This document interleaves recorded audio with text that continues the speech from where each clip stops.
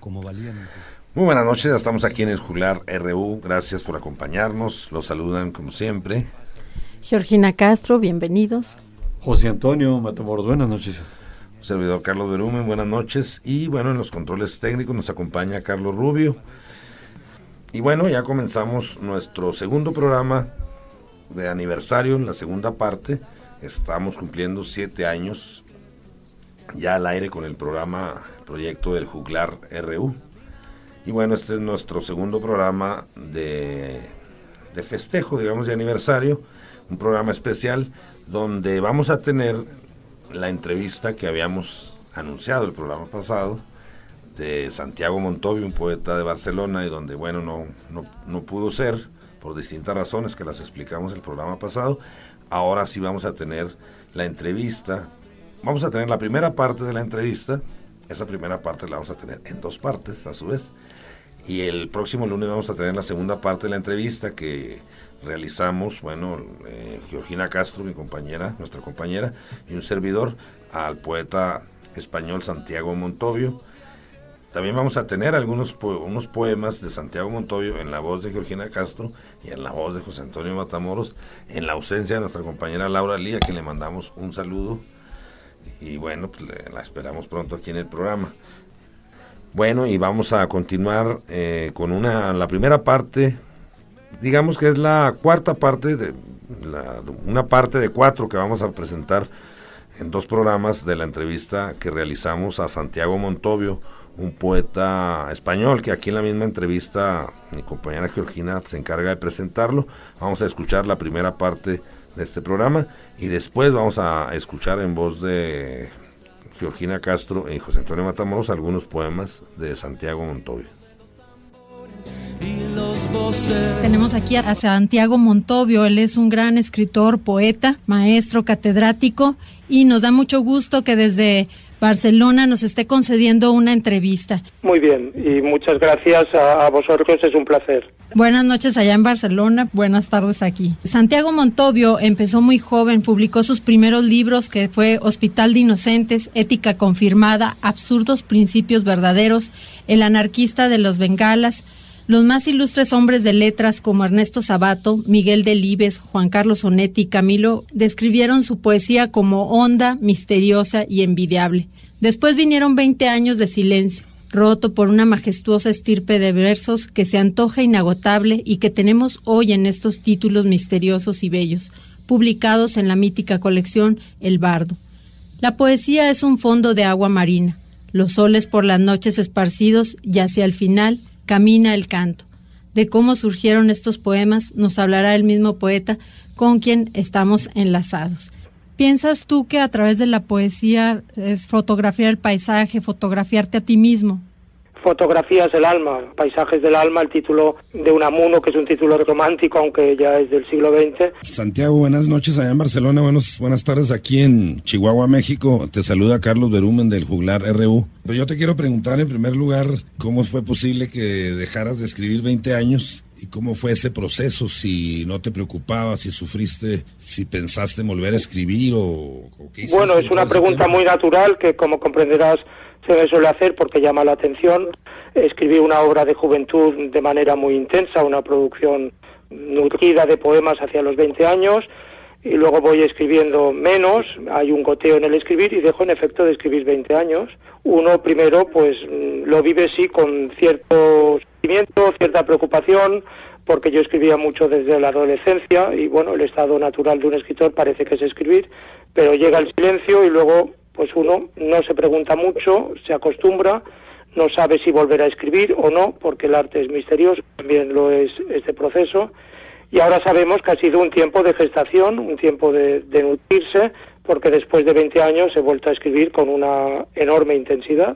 Este tiempo de silencio lo ha sido de gestación, de acumular nutrientes, y bueno, es una alegría el escribir, es una alegría el crear, y para mí ha sido una alegría el volver a escribir, y hay un poema que habla de esto, de la alegría de componer, como la llamaba Pavese. ¿Qué diferencias hay, por ejemplo, de esa poesía a esta segunda parte después de estos 20 años? Pienso que las constantes son muy semejantes, las imágenes pues melancólicas o tristes, el olvido, la lluvia, la soledad, sentimiento doloroso del tiempo. Tantas cosas están en una y otra época, en las dos etapas, que es una poesía que se puede percibir que la escribe el mismo poeta, la misma persona, pero en esta poesía de mi vuelta a la escritura, más de madurez, digamos, estas constantes tristes están asumidas o aparecen con mayor serenidad. Es mayor la aceptación de los aspectos tristes o dolorosos de la vida, y la poesía de juventud es una poesía más negra, más llegada, más herida. Santiago, te quería comentar, preguntar a la vez, hay aquí un dramaturgo mexicano, bueno, ya murió, Emilio Carballido, que decía, seguramente varios lo decían, este principio que el arte es por naturaleza subversivo. ¿Tú qué piensas de esto? ¿Estás de acuerdo con ese pensamiento? Pienso que es así, allá que el verso de Cernuda, no eches de menos un destino más fácil, que se lo dice el poeta a sí mismo, no tiene un destino fácil porque es la incomprensión de la sociedad hacia el artista, viene de esto, el arte subversivo y la poesía es subversiva, la poesía especialmente, que está en los márgenes, en las orillas de lo que es el aspecto comercial del arte, y por eso también es la más verdadera. Si la poesía no es rebeldía, acaba convirtiéndose solo en mercancía. No recuerdo muy bien el verso, pero dice que la poesía es siempre clandestina, en el sentido de que queda apartada de los márgenes o los cauces del mundo establecido, y pienso que es verdad. Hay un poema también de mis 20 años, solo son 2 versos, y dice: mantener la dignidad es en este mundo lo único verdaderamente subversivo. Y vamos a escuchar algunos poemas de Santiago Montovio en la voz de Georgina Castro y José Antonio Matamoros. Hasta el final camina el canto. Todo me lleva a ti y a ningún sitio. Soy un pájaro herido, un silbo vulnerado, un arroyo que se cansa y su fluir decrece. Fuente escondida que de manar agua ya se olvida. Para mí eres corazón y cetro, y centro, mundo fiero y cierto, mundo único que quiero, y eres a la vez un ningún sitio. A ese no lugar todo me llevo, a ti, a nada, a lo que dentro de mí canta, a lo que me consume, lo que me salva. No sé si se puede vivir más así. ¿Cuánto he de vivir yo aún de ese modo? ¿Qué selva de siempre en el temblor quedo de un quiero y un beso que no di? En este silbo y este pájaro, esta herida que mi rostro pierde, no sé. No, si la vida alcanza así, si soportar se puede, o la quieres. El ningún sitio a que me llevas es legión de olvidos. En sus andenes me despido. Adiós, mi pérdida, mi adiós, mi olvido. Último me pierdo y me confundo. El anarquista de las bengalas. Yo soy el anarquista de las bengalas. El anarquista único, el que permanece y pasa. He tenido nombres en los que dormían las frutas de los corazones raros. A todas horas trabajo, y en especial cuando la gente afirma que no hago nada. Sé lavarme el alma sobre papel y nada, colocar bombas de relojería en las ciudades que siento en las espaldas, buscarle y con olvido las cosquillas a un amor que prefiguro con distancia, y a través de todo eso, seguir estando en todas partes, habiéndome marchado, porque yo soy el anarquista de las bengalas. Cada vez que enciendo una, tu corazón y mi corazón se apagan.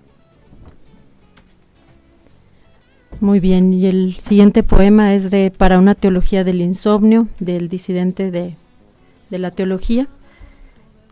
Minuciosamente sueño a Dios durante el día, para por la noche poder creer que me perdona, desde la culpa de no ser feliz, de no haberlo sido.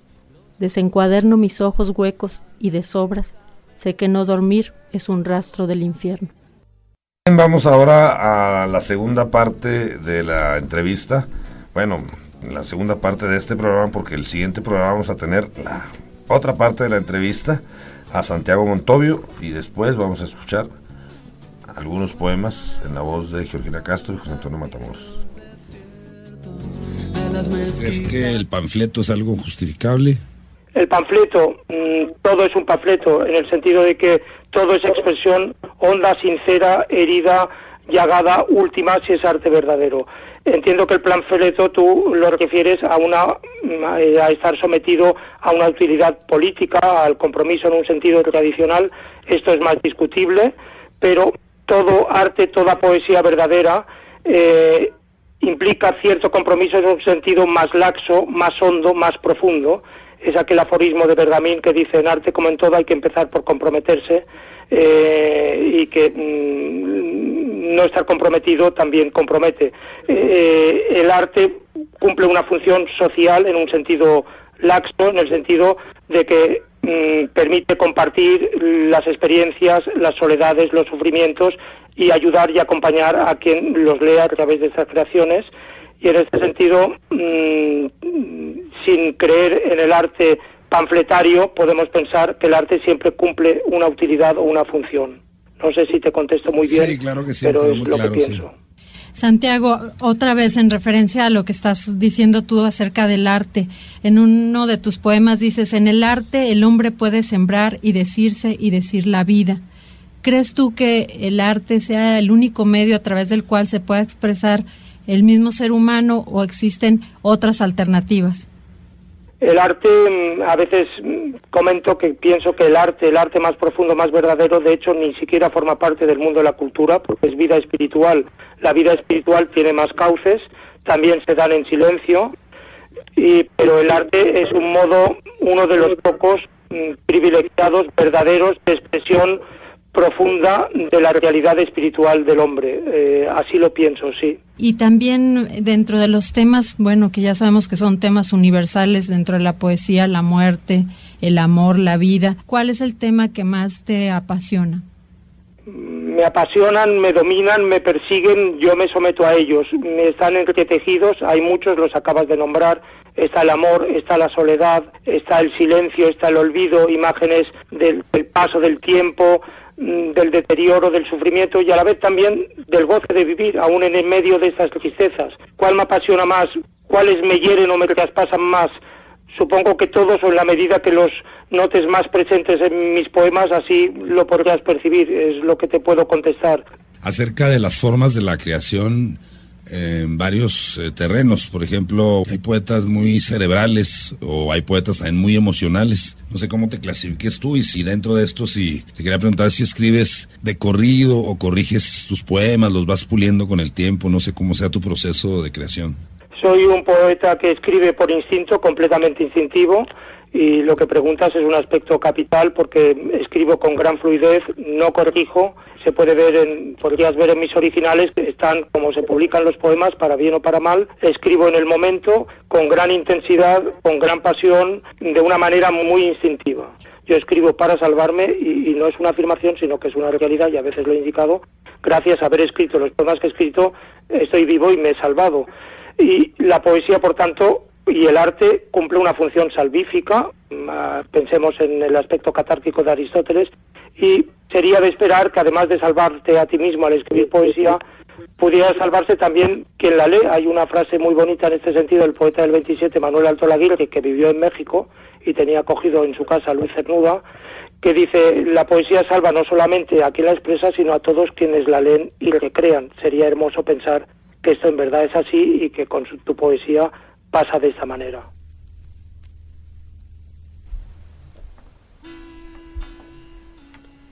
Cataluña, antigua patria. Alma griega, romana, el campo de Lérida y Gerona, el mar y el centro de Roma, en Tarragona y Barcelona. La plaza del Rey, preciosa donde tanto se canta, está ahora chillida, y más extraño y esperado Colón estuvo con algún pájaro, los reyes católicos y algún indio. Barcelona, el casco antiguo, el barrio gótico, el Borne, el ensanche, tantas horas y paseos y vida adentro. Mi vida, mi tiempo ido, mis recuerdos, padres, hermanos, amigos y soledad. En sus calles ya perdida, no quiero hacer un mapa ni un poema. En una playa de la Costa Brava pienso en Cataluña y Barcelona, y me preparo para soportar el invierno y el mundo fiero. Una parte de Cataluña se quiere independizar. Fábula y signo. Como jamás habíamos pensado que Dios podía ser tan pequeño como para dudar de su propia existencia, nos sorprendió encontrarlo con los dientes desnudos en las orillas del río frío. Dichosos por saber que lo teníamos dentro, lo tendimos al sol como si fuera una fiesta.